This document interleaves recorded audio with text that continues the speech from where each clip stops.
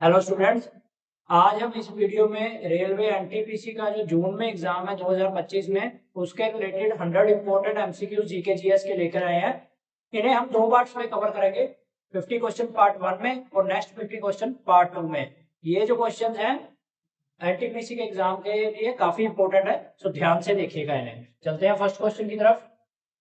Who was the last emperor of the Maurya dynasty? Maurya dynasty का last emperor कौन था? इसका नाम था बृहदार। ठीक है। और अगर पूछे फर्स्ट कौन था, फर्स्ट एम्परर था जी चंद्रगुप्त मौर्य। ठीक है, कंफ्यूज नहीं होना दोनों में, फर्स्ट और लास्ट में। नेक्स्ट क्वेश्चन पे चलते हैं। सेकंड, द नेशनल एंथम जनगण मन वाज फर्स्ट संग at which Congress session? National anthem जो है हमारा जनगण मन, ये पहली बार कब गाया गया था? ये पहली बार गाया गया था जी कलकत्ता सेशन में 1911 में। और किसके द्वारा लिखा गया है ये नेशनल एंथम? ये लिखा गया है रविंद्रनाथ टैगोर के द्वारा।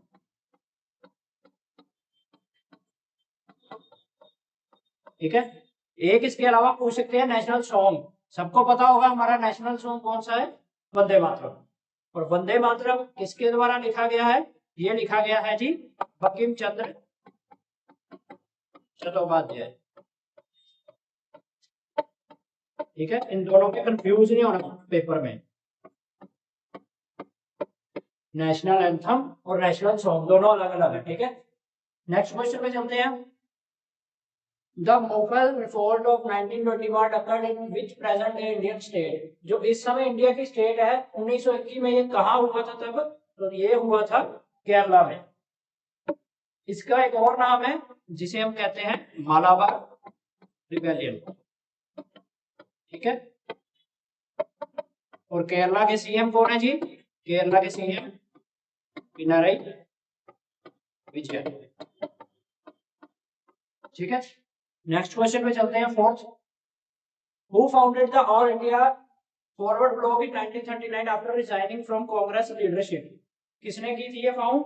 ये की थी फाउंड सुभाष चंद्र बोस जी ने, all India forward block. Next question पे चलते हैं। Where was the first all India Kisan Sabha? पहली ऑल इंडिया किसान सभा कहाँ फॉर्म की गई थी? ये की गई थी जी हमारी दिल्ली में। सॉरी, इसका आंसर है हमारा ए, लखनऊ में। भाई मिस्टेक, गलत हो गया, ठीक कर लीजिए इसे। और इसमें क्या है, किसे किया था इसने? सहज नंद सरसों। ठीक है जी। तो फिफ्थ का आंसर है हमारा ए, लखनऊ। नेक्स्ट क्वेश्चन पे चलते हैं। Who first propose the theory of the economic drain of wealth from India to England? ये किसने करी थी पहली बार प्रपोज? ये करी थी दादा भाई नौरोजी ने। इसका क्या मतलब है ड्रेन ऑफ वेल्थ? इसका मतलब इकोनॉमिक ड्रेन ऑफ वेल्थ का मतलब होता है कि भारत की जो वेल्थ है इंडिया से इंग्लैंड ट्रांसफर की जा रही थी। ठीक है। नेक्स्ट क्वेश्चन पे चलते हैं। The famous Sanchi stupa site है, ये वाज कमीशन्ड बाय, इसे किसने कमीशन किया था? अशोका ने। और ये सांची स्तूपा कहाँ पे है? ये है मध्य प्रदेश में, मध्य प्रदेश। ठीक है। नेक्स्ट क्वेश्चन है हमारा, Poona pact 1932 was an agreement, किस किस के बीच में हुआ था ये पूना पैक्ट?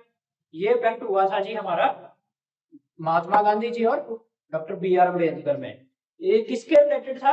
ये दलित और लो कास्ट हिंदू के रिलेटेड ये पूना पैक्ट था, जिसमें कि उनको एक समान दर्जा दिलाने की बात की गई थी। ठीक है, पूना पैक्ट में।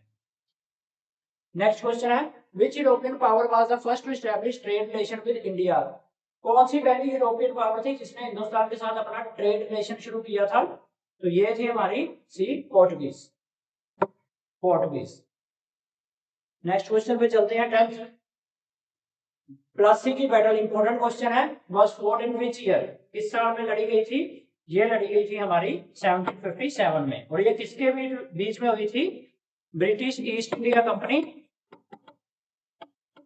British East India company and Sirajuddaula के बीच में। Battle of Plassey. ठीक है, नेक्स्ट क्वेश्चन पे चलते हैं।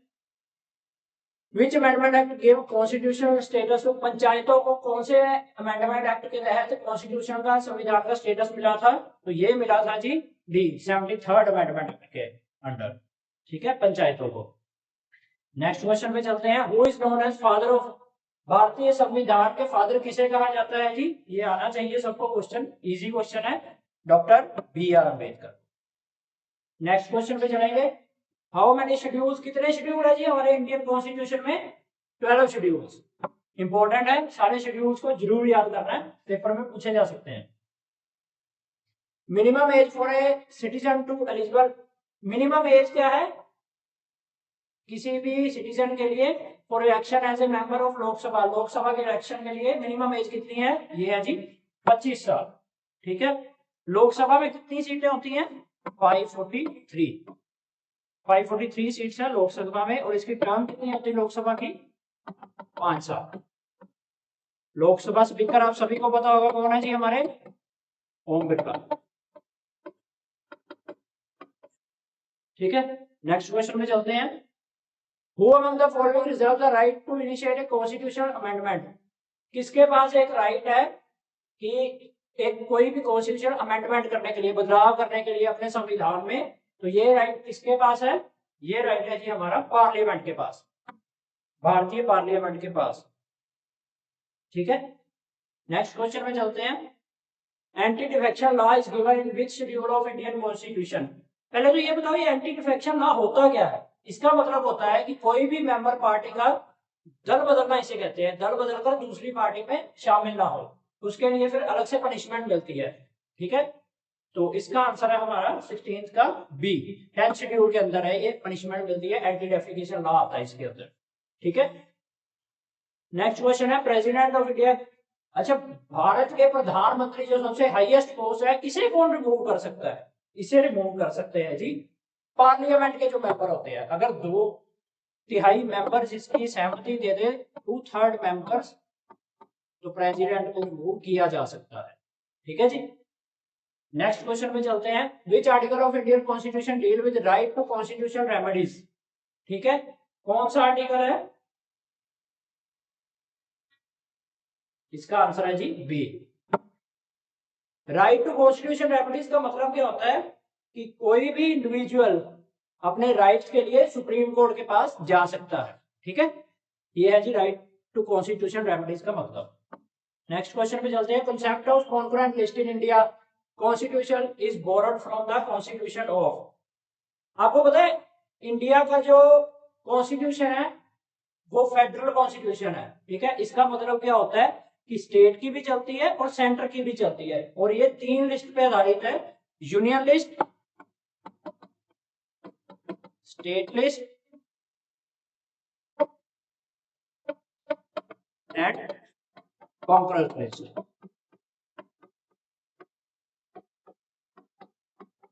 ठीक है, यूनियन लिस्ट में क्या क्या आ जाता है? जो सेंट्रल गवर्नमेंट के पास होती है उसमें आ जाता है डिफेंस,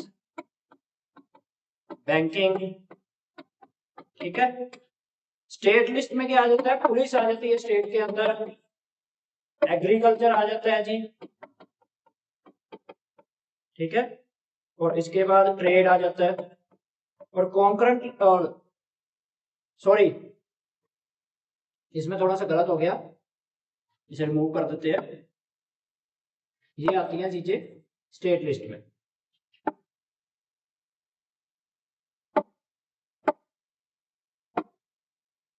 ठीक है जी, ये आती है स्टेट लिस्ट में। और कॉन्करेंट लिस्ट में क्या आ जाता है? कॉन्करेंट लिस्ट में आता है जी हमारा education, forest and marriages.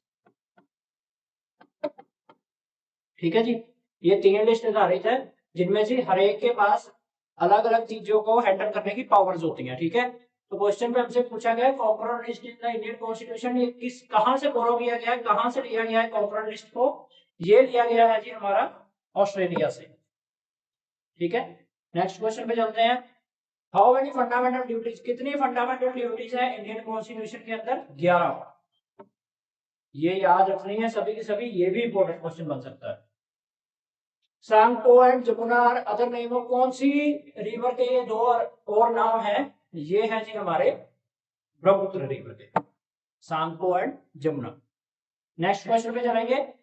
The Indian state that share boundary with Pakistan, ये तो सभी को आना चाहिए, बहुत ही इजी क्वेश्चन है। भारत के कौन से स्टेट्स हैं जो पाकिस्तान के साथ अपनी बाउंड्री शेयर करते हैं? पंजाब करता है जी, जम्मू एंड कश्मीर करता है जी, इसके अलावा राजस्थान भी करता है और गुजरात भी करता है। ठीक है, अभी अभी ऑपरेशन से दूर होकर हटा है, तो ये इंपॉर्टेंट क्वेश्चन है। Which is the longest river that originates in India, Bharat से निकलने वाली सबसे लंबी नदी कौन सी है? कौन सी है जी? गंगा। कितनी लेंथ है इसकी? 2525 किलोमीटर। नेक्स्ट क्वेश्चन पे चलेंगे, 24th। Highest peak in the Aravalli range, Aravalli range में सबसे ऊंची चोटी कौन सी है? इसका नाम है जी गुरु शिखर। नेक्स्ट क्वेश्चन पे चलेंगे। Which Indian state is known as spice garden of India, कौन सी स्टेट को बोला जाता है जहां पे मसाले मिर्च ज्यादा मिलती है? तो कहां पे मिलती है जी? ए, केरला। केरला के CM Pinarayi Vijayan. Silent valley national park कहां स्थित है? साइलेंट वैली नेशनल पार्क स्थित है केरला में अगेन। नेक्स्ट क्वेश्चन पे जाएंगे। Which state separates India from Sri Lanka, इसका आंसर है पाक स्टेट। ठीक है, भारत को श्रीलंका से कौन सी स्टेट सेपरेट करती है? पाक स्टेट। इंडियन डेजर्ट को और क्या नाम से जाना जाता है जी? बताइए। इसको जाना जाता है थार डेजर्ट नाम से, और इसका एक और नाम है great Indian desert, great Indian desert. Next question पे चलते हैं। Which state has the largest coast line in India, coast line क्या होता है?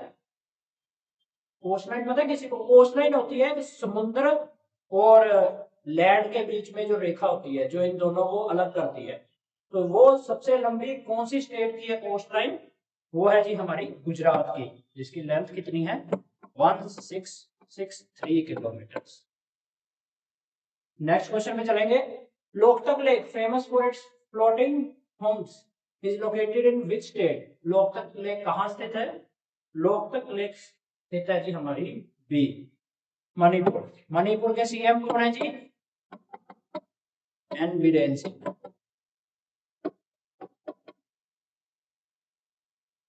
और मणिपुर की कैपिटल आगे भी काफी बार बता चुका हूं पुरानी वीडियोस में, इम्फाल। नेक्स्ट क्वेश्चन पे चलेंगे। Who first proposed the theory of economic drain of wealth from, अभी हमने पीछे क्वेश्चन किया था इकोनॉमिक ड्रेन ऑफ वेल्थ के रिलेटेड, तो ये थ्योरी किसने प्रपोज की थी? ये किसने दी थी थ्योरी? ये दी थी हमारे दादा भाई नारोजी। नेक्स्ट क्वेश्चन है। Which of the following depend, depreciation किसे कहते हैं? डेप्रिसिएशन होता है कि अगर हम कोई चीज को खरीदते हैं, लाइक जैसे कार हो गई, तो उसकी हर एक साल जो है वैल्यू कम होने लग जाती है, तो उसे कहते हैं हम डेप्रिसिएशन। ठीक है, तो इनमें क्वेश्चन में भी यही पूछा गया है, loss of equipment over time due to wear and tear, जितना हम उसे यूज करते हैं उतनी उसकी वैल्यू जो है कम होना स्टार्ट हो जाती है। What is the main cause of export surplus, जो एक्सपोर्ट हम बाहर सामान भेजते हैं उसके सरप्लस का क्या कारण है? मेन रीजन क्या है उसके सरप्लस का? मेन रीजन है जी development in national and international market. इसलिए हमें आजकल इंडिया डेवलप कर रहा है, तो इसलिए हमें क्या है कि माल सरप्लस में रखना पड़ता है।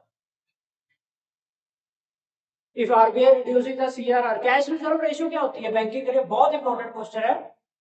अगर आरबीआई कैश रिजर्व रेशियो को कम कर दे तो इसका क्रेडिट पे, उधार लेने वालों पे क्या असर पड़ेगा? तो इससे क्या होगा जी? इंक्रीज हो जाएगी। अच्छा, सबसे पहले मैं सीआरआर के बारे में बताता हूँ। सीआरआर क्या होता है कि जो कमर्शियल बैंक में हम पब्लिक सामान अपना कैश डिपॉजिट करते हैं ना, उसका कुछ परसेंटेज जो है कमर्शियल बैंक्स को आरबीआई के पास जमा कराना पड़ता है कि एट द टाइम ऑफ, जैसे कोविड आ गया था, उस टाइम में अगर जरूरत पड़ती है तो कैश की कमी ना हो जाए। तो ऑब्वियस ही बात है कि अगर आरबीआई के पास पैसा कम होगा, कम जमा करेगा आरबीआई अपने पास, तो बैंकों के पास बढ़ने के कारण वो क्या है, अपना उधार देना ज्यादा कर देंगे, इट विल इंक्रीज। ठीक है जी, नेक्स्ट क्वेश्चन पे चलते हैं। जीएसटी इन इंडिया पहली बार कब इम्प्लीमेंट हुआ था? जीएसटी इन इंडिया पहली बार 1 जुलाई 2017 को इम्प्लीमेंट हुआ था। उस टाइम हमारे फाइनेंस मिनिस्टर कौन थे? अरुण जेटली जी। अरुण जेटली। इंपॉर्टेंट क्वेश्चन है, याद रखिए। विच ऑफ द फॉलोइंग, इनमें से कौन सा इंडायरेक्ट टैक्स है? जीएसटी डायरेक्टली नहीं लिया जाता, इनडायरेक्ट वे में हमारी जो सर्विसेज हमें मिलती है उसमें लगता है। इनकम टैक्स डायरेक्ट है, वेल्थ टैक्स डायरेक्ट है, कॉर्पोरेशन टैक्स भी डायरेक्ट टैक्स है। नेक्स्ट क्वेश्चन पे चलते हैं। नीति आयोग रिप्लेस विच, जब नीति आयोग आई थी तो उसने किस चीज को रिप्लेस किया था? उसने रिप्लेस किया था जी प्लानिंग कमीशन। ठीक है, नेक्स्ट क्वेश्चन पे चलते हैं। The term green revolution is associated with an increase in the production of, green revolution किसे कहते हैं? हरित क्रांति जिसे बोलते हैं।